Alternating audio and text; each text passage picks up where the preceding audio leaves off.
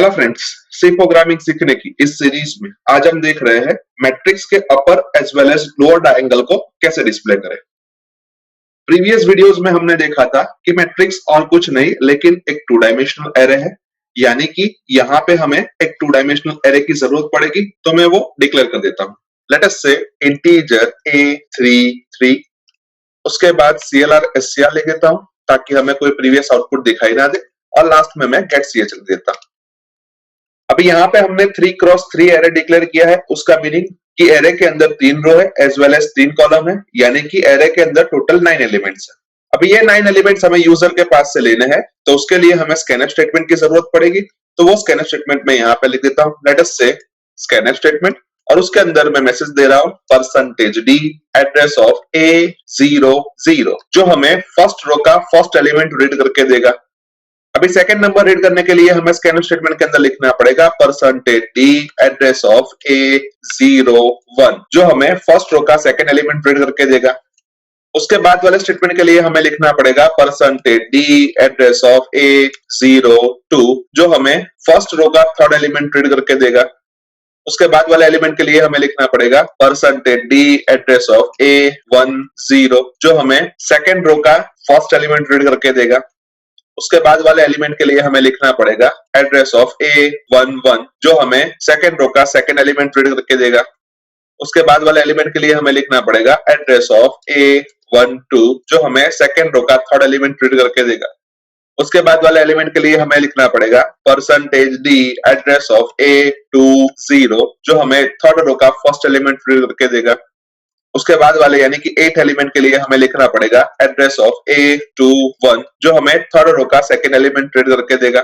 और 9th यानी कि लास्ट एलिमेंट रीड करने के लिए हमें लिखना पड़ेगा एड्रेस ऑफ A22, जो हमें थर्ड रो का थर्ड एलिमेंट रीड करके देगा। अभी यहाँ पे हम सभी स्कैनफ स्टेटमेंट को ध्यान से देखें तो उसके अंदर %d address of A common है, सिर्फ चेंज एरे एलिमेंट्स की रो एज वेल एज कॉलम में हो रहा है। यानी कि हम एक सिंगल स्कैनफ स्टेटमेंट से भी ये टास्क कर सकते हैं, लेकिन उसके लिए हमें लूप की जरूरत पड़ेगी। तो यहाँ पे मैं एक लूप ले लेता हूँ, late us say for loop, और उसके अंदर मैं मैसेज दे रहा हूँ कि i is equals to 0, i less than 3 और i प्लस प्लस। अगर ये फॉर लूप के अंदर मैं स्कैनफ स्टेटमेंट लिखता हूं, वो मुझे सिर्फ 3 नंबर रीड करके देगा, लेकिन हमें 9 नंबर रीड करने हैं। तो इसी वजह से मैं इसके अंदर एक और फॉर लूप लेता हूं, और जिसके अंदर मैं मैसेज दे रहा हूं j is equals to 0, j less than 3 और j प्लस प्लस। और फिर उसके अंदर मैं स्कैनफ स्टेटमेंट लिख रहा हूं, और वहां पे मैं मैसेज दे रहा हूं %d address of A of ij, यानी कि ये स्कैनफ स्टेटमेंट जब i की वैल्यू 0 होगी उस वक्त A00, A01 as well as A02 की वैल्यू रीड करके देगा। i की वैल्यू 1 होगी उस वक्त ये scanf statement A10, A11 as well as A12 की वैल्यू रीड करके देगा। एंड i की वैल्यू 3 होगी उस वक्त ये scanf statement A20, A21 as well as A22 की वैल्यू रीड करके देगा। अभी स्कैनफ स्टेटमेंट के ऊपर मैं एक प्रिंटफ स्टेटमेंट लिखता हूं, और उस प्रिंटफ स्टेटमेंट के अंदर मैं मैसेज दे रहा हूं एंटर A ऑफ %d, और दोनों %d की वैल्यू मैं i और j से रिप्लेस कर देता हूं, यानी कि ये प्रिंटफ स्टेटमेंट हमें first time enter A00, second time enter A01, third time enter A02, fourth time enter A10, fifth time enter A11, sixth time enter A12, seventh time enter A20, एथ time enter A21 और ninth time enter A22 ऐसा message print करके देगा। अभी suppose हम ऐसा assume कर रहे हैं कि A00 की वैल्यू 1 है, A01 की वैल्यू 2 है, A02 की वैल्यू 3 है, A10 की वैल्यू 4 है, A11 की वैल्यू 5 है, A12 की वैल्यू 6 है, A20 की वैल्यू 7 है, A21 की वैल्यू 8 है और A22 की वैल्यू 9 है।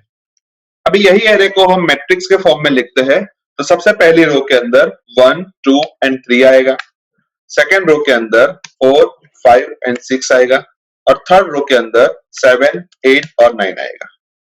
अभी यही मैट्रिक्स का हम अपर ट्राइंगल लिखे तो उसके अंदर 1, 2, 3, 0, 5, 6 एंड 0, 0, 9 आएगा। यानी कि यहाँ पे हम ध्यान से देखें तो 3 एलिमेंट 0 हो रहे हैं, और वो 3 एलिमेंट और कुछ नहीं है लेकिन A10, A20 एंड A21 है। यानी कि ये तीनों केस हम ध्यान से देखें तो उसके अंदर रो की वैल्यू कॉलम की वैल्यू से ज्यादा है। फर्स्ट केस के अंदर रो की वैल्यू 1 है और कॉलम की वैल्यू 0 है। सेकंड केस के अंदर रो की वैल्यू 2 और कॉलम की वैल्यू 0 है और थर्ड केस के अंदर रो की वैल्यू 2 और कॉलम की वैल्यू 1 है। यानी कि हम सिंपली ऐसा बोल सकते हैं कि जब हमारी रो की वैल्यू यानी कि i is greater than column की वैल्यू यानी कि j हो, उस वक्त हमें 0 प्रिंट करवाना है, अदरवाइज हमें as it is number print करवा देना है। सेम वे अगर हम लोअर ट्राइंगल की बात करें तो उसके अंदर 1 0 0 4 5 0 और 7 8 9 आएगा। यानी यहां पे भी 3 एलिमेंट 0 है। अगर वो 3 एलिमेंट को हम ध्यान से देखें तो उसके अंदर A01 A02 और A12 आएगा। यानी कि ये तीनों केस के अंदर रो की वैल्यू कॉलम की वैल्यू से कम है, जो कि फर्स्ट केस के अंदर रो की वैल्यू 0 है और कॉलम की वैल्यू 1 है। सेकंड केस के अंदर रो की वैल्यू 0 है और कॉलम की वैल्यू 2 है और थर्ड केस के अंदर रो की वैल्यू 1 और कॉलम की वैल्यू 2 है। यानी कि हम ऐसा लिख सकते हैं कि जब हमारे रो की वैल्यू आई कॉलम की वैल्यू j से छोटी हो, उस वक्त हमें 0 प्रिंट करवाना है, अदरवाइज हमें as it is number print करवा देना है। यानी कि हमें दोनों ट्राइंगल के अंदर इंडिविजुअल एलिमेंट को एक्सेस करने जाना पड़ेगा। तो इसी वजह से मैं ऊपर जैसा फॉर लूप लिख देता हूं। Let us say for i is equals to 0, i less than 3 और i plus plus, for j is equals to 0, j less than 3 और j प्लस प्लस। और उसके अंदर मैं चेक करता हूं कि अगर i की वैल्यू j की वैल्यू से ज्यादा हो तो हमें 0 प्रिंट करवा देना है। तो मैं सिंपली एक प्रिंटफ स्टेटमेंट लिखता हूं और जिसके अंदर मैं लिखता हूं कि परसेंटेज 5d और 0, अदरवाइज हमें as it is number print करवाना है। तो उसी लिए मैं एल्स ब्लॉक के अंदर एक और प्रिंटफ स्टेटमेंट लिखता हूं और जहां पे मैं लिखता हूं परसेंटेज 5d और a ऑफ ij। और फॉर लूप से पहले मैं सिंपली एक मैसेज प्रिंट करवा देता हूं कि अपर ट्रायंगल इज, और हर एक रो को हम न्यू लाइन से प्रिंट करवाते हैं। यानी कि एक रो प्रिंट करवा देने के बाद हम एक लाइन छोड़ देते हैं जहां पे मैं सिंपली लिख देता हूं /n। अभी यही चीज को हम कॉपी कर लेते हैं क्योंकि लोअर ट्राइंगल के लिए सिर्फ हमें i ग्रेटर देन j की जगह पे i लेस देन j करना पड़ेगा।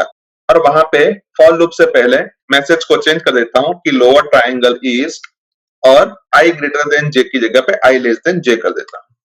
अभी लूप को हम ध्यान से देखें तो उसके अंदर हमने i और j दो वेरिएबल का यूज किया है, लेकिन उसको हमने ऊपर डिक्लेयर नहीं किया। तो सबसे पहले वो दोनों वेरिएबल को मैं ऊपर डिक्लेयर कर देता हूं, let us say integer i as well as integer j, और उसके बाद प्रोग्राम को सेव कर देता हूं। सेव करने के बाद प्रोग्राम को कंपाइल करता हूं। कंपाइलेशन में कोई भी एरर नहीं आई तो प्रोग्राम को रन करके देख लेते हैं।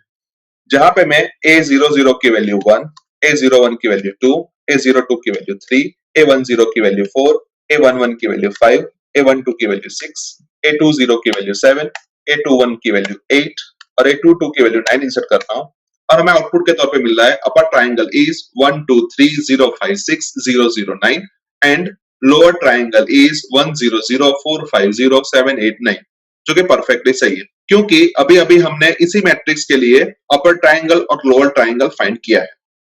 अभी यहाँ पे हमने 3x3 मैट्रिक्स के लिए upper triangle as well as lower triangle find किया है। अगर यही टास्क हमें 2x2 मैट्रिक्स के लिए करना हो तो सबसे पहले मुझे डिक्लेरेशन के तौर पे इंटीजर A33 की जगह पे A22 करना पड़ेगा।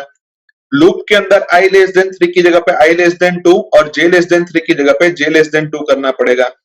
नीचे के लूप के अंदर भी i लेस देन 3 की जगह पे i लेस देन 2 और j लेस देन 3 की जगह पे j लेस देन 2 करना पड़ेगा। और उसके बाद वाले लूप के अंदर भी i लेस देन 3 की जगह पे i लेस देन 2 और j लेस देन 3 की जगह पे j लेस देन 2 करना पड़ेगा। यानी कि टोटल 4 जगह पे रो की वैल्यू और 4 जगह पे कॉलम की वैल्यू हम चेंज करेंगे, तब जाके हमें 2x2 मैट्रिक्स में से upper triangle as well as lower triangle मिलेगा। और अगर इनमें से एक भी जगह पे हम चेंज करना भूल जाते हैं तो हमें हमारा आउटपुट गलत मिल सकता है। तो इसी वजह से हम यहाँ पे दो कांस्टेंट डिक्लेयर कर देते हैं। Let us say hash define row 2 and hash define column 2, और फिर नीचे पूरे प्रोग्राम के अंदर जहां जहां पे भी हमने 2 लिखा है वहां पे कॉरेस्पॉन्डिंग जगह पे रो एज वेल एज कॉलम की वैल्यू रख देते हैं। यानी कि डिक्लेरेशन के तौर पे A22 की जगह पे A रो कॉलम, लूप के अंदर i लेस देन 2 की जगह पे i लेस देन रो और j लेस देन 2 की जगह पे j लेस देन कॉलम।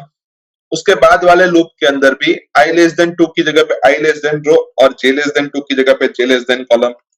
और नीचे के लूप के अंदर भी i लेस देन 2 की जगह पे i लेस देन रो और j लेस देन 2 की जगह पे j लेस देन कॉलम।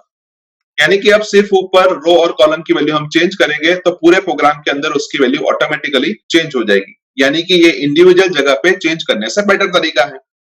अभी मैट्रिक्स में से upper triangle and lower triangle तभी मिलता है जब हमारा मैट्रिक्स स्क्वायर मैट्रिक्स हो, यानी कि रो एज वेल एज कॉलम की वैल्यू सेम हो। यानी कि यहाँ पे से मैं सिंपली कॉलम 2 की जगह पे कॉलम की वैल्यू रो के इक्विवेलेंट कर देता हूं। यानी कि हम सिंपली बोल सकते हैं कि सिर्फ हम रो की वैल्यू चेंज करेंगे तो कॉलम की वैल्यू ऑटोमेटिकली रो के बराबर हो जाएगी और हमारा मैट्रिक्स हमेशा स्क्वायर मैट्रिक्स ही रहेगा। तो अभी एक और बार प्रोग्राम को हम सेव कर देते हैं, उसके बाद प्रोग्राम को कंपाइल करते हैं। कंपाइलेशन में कोई भी एरर नहीं आई तो प्रोग्राम को रन करके देख लेते हैं। जहां पे मैं a00 की वैल्यू 1, a01 की वैल्यू 2, a10 की वैल्यू 3, a11 की वैल्यू 4 इंसर्ट कर रहा हूं और हमें आउटपुट के तौर पे मिल रहा है अपर ट्रायंगल इज 1204 और लोअर ट्रायंगल इज 1034, जो कि परफेक्टली सही है। पर यहाँ पे जो हमने मैट्रिक्स लिया है उसका अपर ट्रायंगल एंड लोअर ट्रायंगल हमने मैन्युअली फाइंड नहीं किया है, पर आप खुद वो फाइंड करके हमें जो आउटपुट मिल रहा है उसको वेरीफाई कर सकते हो।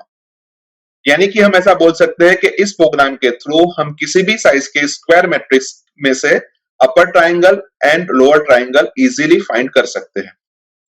आई होप कि आपको इस प्रोग्राम के अंदर अच्छी तरीके से समझ आ चुकी होगी। आज के वीडियो में बस इतना ही। नेक्स्ट वीडियो में फिर से मिलेंगे। Thank you very much.